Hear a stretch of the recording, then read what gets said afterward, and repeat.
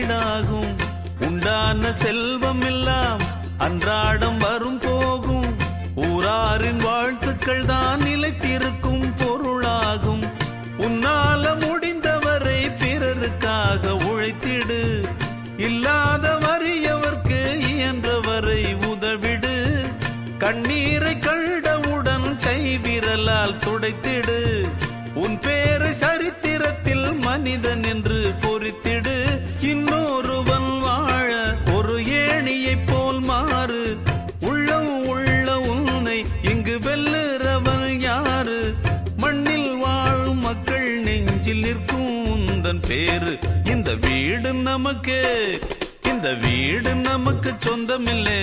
பாடுடா சின்ன தம்பி, அதனால நமக்கு துன்பமில்லே. ஆடுடா சின்ன தம்பி.